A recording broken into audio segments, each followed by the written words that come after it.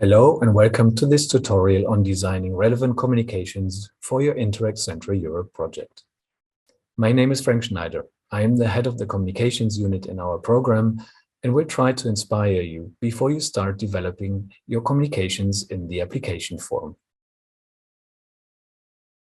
Before we touch on the application form as such, I would like to take a brief look with you at the very basics of communication planning.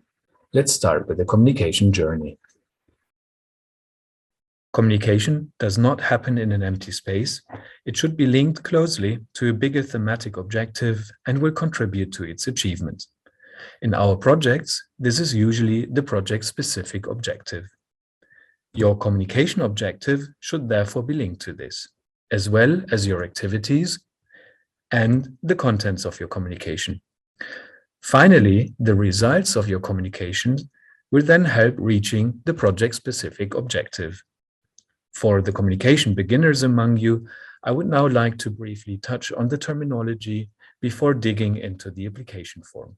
Let's begin with the communication objectives.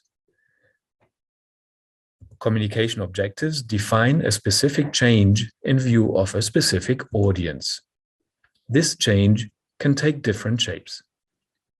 To reach a thematic work package objective, you might need to change how aware a specific target audience is about what you do, how much they know about what you do, how they respond to what you do, or how they behave in view of what you do. Such changes will be achieved through tailored communication activities. Communication activities will ultimately bring coverage. They will make sure you are covered by different channels so that you can reach out to their audience. Channels can take many shapes. They can even be owned by you, like, for example, your website.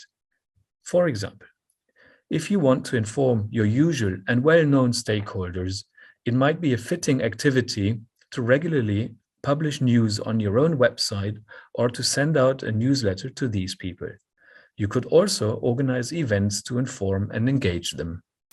But if you want to reach out to a wider audience and change the knowledge of or behavior of these people, this will not be sufficient. In that case, you will have to do something that leads to coverage in traditional media or creates high social media interest, for example. One way to achieve this could be, for example, a visit to a pilot site for journalists or social media influencers. These journalists and influencers might then report about this visit and reach a wider audience with this activity of yours. However, there are many more activities that can lead to success. All the before-mentioned activities need contents, and these contents are usually what you do or what you achieve in your project. In other words, the contents of your project communication will usually be your thematic activities and outputs. This is ultimately the reason why we abandoned the communication work package in the new application form and why we linked communication planning closely to thematic planning. Let's now take a closer look at the application form and how to plan relevant communications there. First of all, good communication starts with having the right people in the right place to do so. This means that the partnership should make sure to engage a strong communication manager who plans and coordinates communication activities across the partnership and work packages. You will have the chance to demonstrate this in the application form in chapter B16. Please choose a competent partner for your communications. The partnership then does not have to develop a communication strategy anymore. At least not for us to be checked. We still recommend that at the beginning of the project, the communication manager outlines planned communication activities for the whole project period. They should do so in more detail in the application form and then discuss this with the partnership. But please do not send us the strategy document anymore. Instead, the role and the approach to communication have to be briefly specified in the application form in chapter C7.3. Here, you will have to outline the general approach to communication according to the guiding questions. This has to be in line with objectives and activities in the work plan. And this is only for external communication. For internal communication, please see chapter C7.1 of the application form.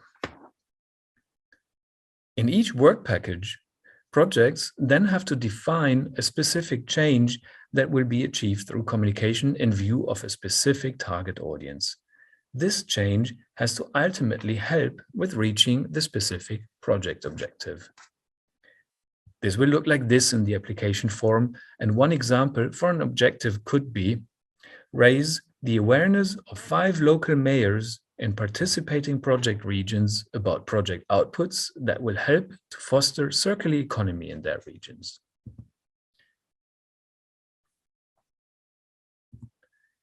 The next step is then the planning of your communication activities. Most often, you should describe your activities in the description field of a thematic activity. The communication activity that you plan to implement to contribute to the success of this thematic activity should be described not as a standalone activity, but in this description field. This could, as mentioned before, for example, be a journalist visit to a pilot site to encourage press coverage. In rare cases, if a communication activity is a main implementation step of a work package, it should be planned as an activity of its own. This could, for example, be a more comprehensive awareness campaign on social media. Let me give you an example for the first case, what we will expect most often in our project application forms. Linked to the objective of raising the awareness of mayors, as was mentioned before, activities could be, for example, to write a press release to generate press coverage to increase public pressure on mayors. Or you could send a direct mailing specifically addressing mayors and informing them about a specific thematic activity. Or you invite and involve mayors in the project activity that leads to the output. Last but not least, you could organize meetings with mayors in which you present the thematic activity, and many more. All these activities would then be included in the description fields of thematic activities.